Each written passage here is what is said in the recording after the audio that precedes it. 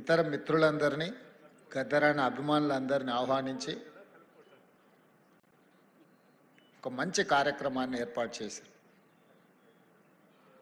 ఈ కార్యక్రమం వారి కుటుంబ సభ్యులు విమలక్క గారు, మా ఆడబిడ్డ వెన్నెల గారు, వారి కుటుంబం అంతా కూడా ఎంతో కోల్పోయి చాలామందికి కుటుంబంలో గొప్ప పేరు కుటుంబ పెద్దకు వస్తే ఆ కుటుంబాలకు ఎంతో ప్రయోజనం చేకూరుతుంది.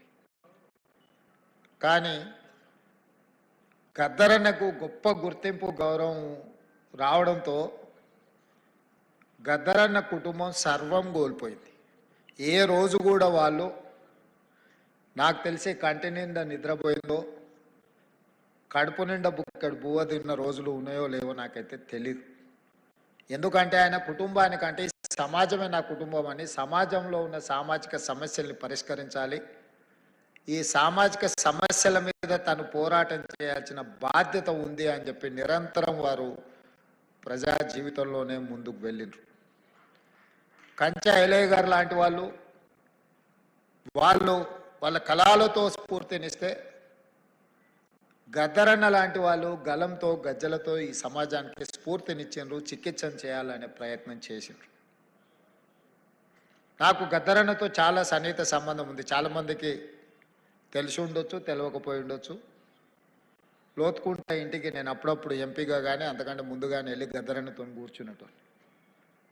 ఎప్పుడైనా నిరాశ నిస్పృహ కలిగినప్పుడు గత 10 సంవత్సరాలు రాజకీయపరమైన కార్యక్రమాలు, ప్రభుత్వాల నిర్బంధాలు ఇబ్బందికరంగా లేకపోతే ఒంటరిగా భావించినప్పుడు నేను అప్పుడప్పుడు గద్దరన్న దగ్గర వెళ్ళి కూర్చున్నట్టు మాట్లాడేటోని. వారు చెప్పేటోరు, నీ బాధ్యత నువ్వు నెరవేర్చు, ప్రజలు తప్పకుండా నేను ఒకరోజు గుర్తిస్తారు, అండగా నిలబడతారు అని చెప్పి. వారి మాట నిజమైంది. వారి స్ఫూర్తి సమస్యలు వచ్చినప్పుడల్లా గుర్తు చేసుకొని ముందుకెళ్ళేది. ఈరోజు తెలంగాణ సమాజంలో ఉన్న గొప్ప వ్యక్తులు కొద్దిమందే మన తరంలో మనం చూసిన వాళ్ళు. ఆ తరాన్ని వాళ్ళని గౌరవించుకుంటే వాళ్ళని వ్యక్తులుగా గౌరవించినట్టు, వ్యక్తులుగా వాళ్ళని గుర్తించినట్టు కాదు, మన సమాజాన్ని మనం గుర్తు చేసుకున్నట్టు చరిత్ర పుటలలో ఈ సమాజానికి కూడా ఒక పేజీ ఉండే విధంగా మనం నిర్ణయాలు తీసుకోవాలనేదే నా ఆలోచన. గద్దరన్న జయంతో వర్ధంతో ప్రభుత్వం చేయడం